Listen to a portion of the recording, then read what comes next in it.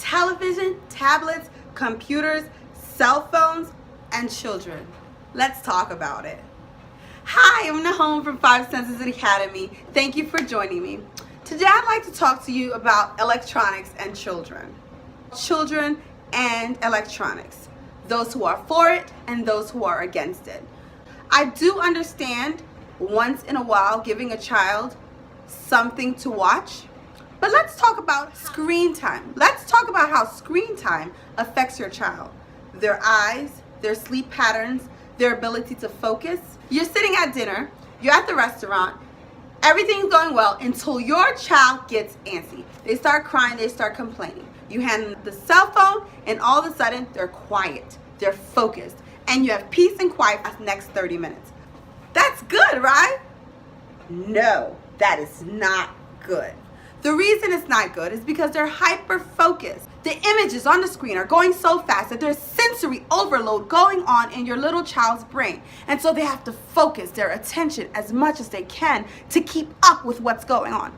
For example, you're cooking dinner, the laundry's going, kids are calling, mom, mom, mom. You have the phone ringing, you're talking to your boss, you're emailing all at the same time. Yes, we women are great at multitasking, but does it ever become too much? It becomes too much sometimes for us as adults. That is kind of like what happens when a child's watching a fast-paced movie or a video game on the screen that's so fast that they have to uber focus.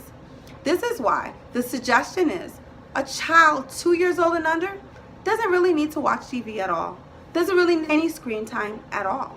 Now, I do understand you might give it to them, but the less you give it to them, the better. Besides that, screen time causes obesity. Just sitting there and not being active causes children to not really digest their foods properly and just gain weight and become unhealthy. At the point in which your child gets off the phone at the dinner table, next thing you know, they're bouncing, they're jumping, they can't calm down, and you're asking yourself, he focused so well while watching that, and now he's out of control. That's because his brain is still going at 50 miles per hour trying to keep up with everything that's around him.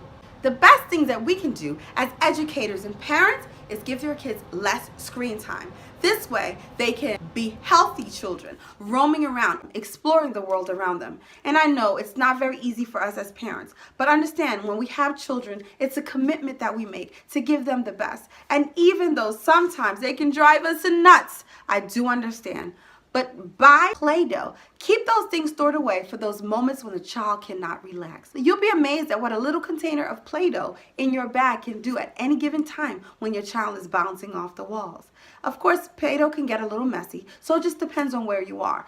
Find other creative games that you don't give your child all the time, but at those moments when they seem to be driving you nuts and you need to focus on something, pull one of those out and have your child build or make something creative and fun. It can be really hard not to just hand your child your cell phone with all the perfect games and movies and YouTube and Netflix and Hulu that'll keep them entertained for a while.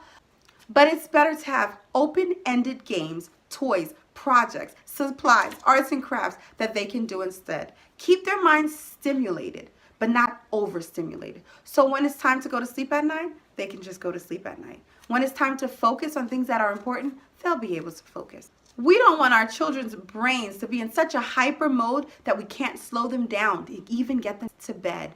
So let's slow down on the electronic.